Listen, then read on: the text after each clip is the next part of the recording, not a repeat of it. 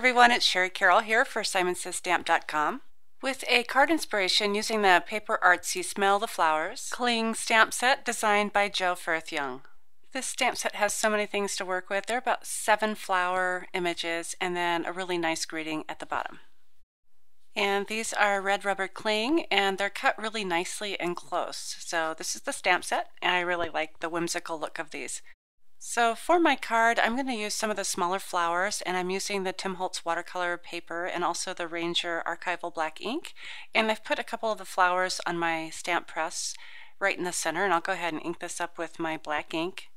I'll be doing some watercolor effects with my distress inks, and I find that the Ranger archival ink is the best ink for me to use when I want to do watercolor. So once I have that really well inked, I'll go ahead and turn this over.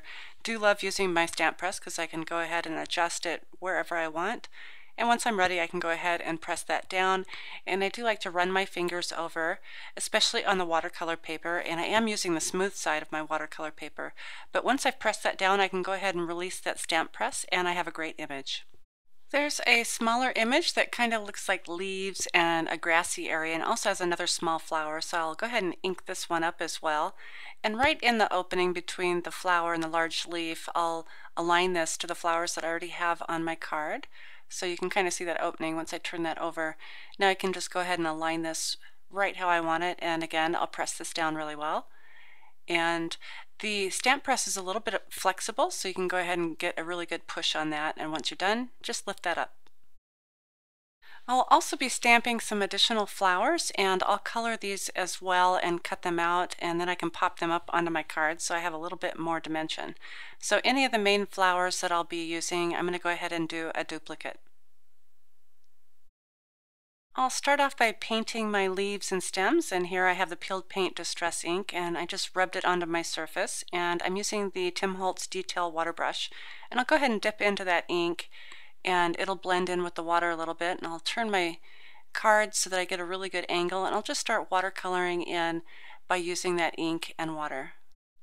And once I start running out of color, all I have to do is just dip right back into that ink and just continue coloring.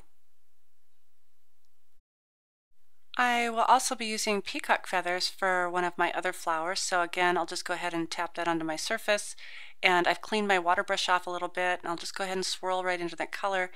And for this one I'm going to go ahead and go darker around the bottom, and then I'll let that ink kind of run out as I get towards the top, so it has a little bit more depth as if it's heavier on the bottom. And another one of my favorite colors is the ripe persimmon, and again I'll just push that onto my work surface.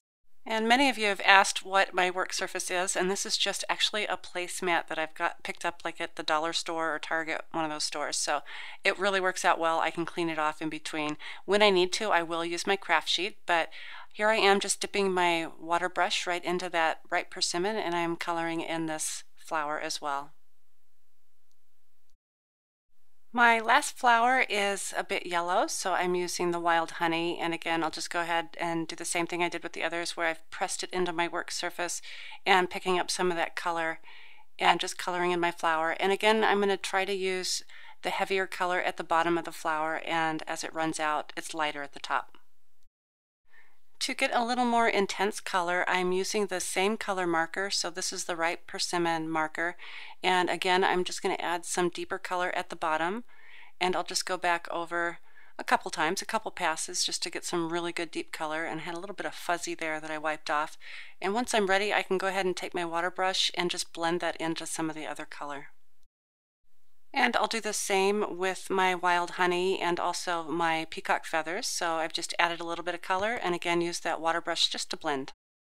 So I have trimmed my panel and I've put it onto a piece of the Simon Says black cardstock. And so here's my little flowers. I've used some pop dots to pop them up. So it's just a couple of them. Not every one of them are popped up, but it gives a really nice dimensional effect.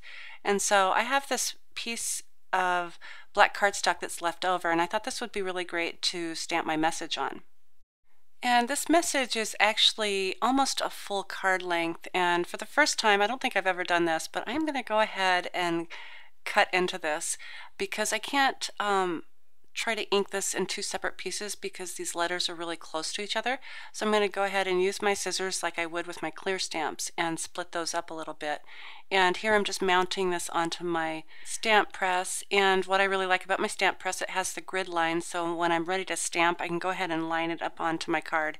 So again, I'll just be using my black archival ink. I really do like the black against the white. It's a really nice dark ink, as well as using it for watercolor. So once I have that inked, I can go ahead and line it up in this area, and I'm using those grids, making sure that I line it up to the sides of that panel. And once I'm ready, I can go ahead and just press that down.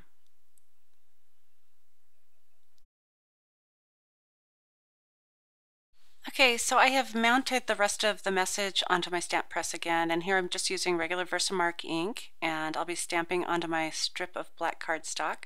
So I'll go ahead and get this lined up, and I'm using my anti-static bag. I really need to use this on the black paper because the white embossing powder always tends to really stick to black paper.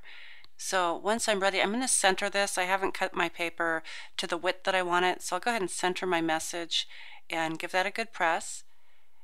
And I'll be using the Hero Arts white embossing powder, and I keep this in a little tub with a spoon. So once I get that opened, I can just grab some of that powder and go ahead and spread it onto my strip. And to finish that off, I'll just use my Milwaukee heat gun to melt that embossing powder. As a final finishing touch, I'm using my Wink of Stella clear marker, and I'm just going to add a little bit of glitter to my flowers. So that's my little touch of spring for January using the Paper Artsy Smell the Flowers stamp set. Thanks for watching.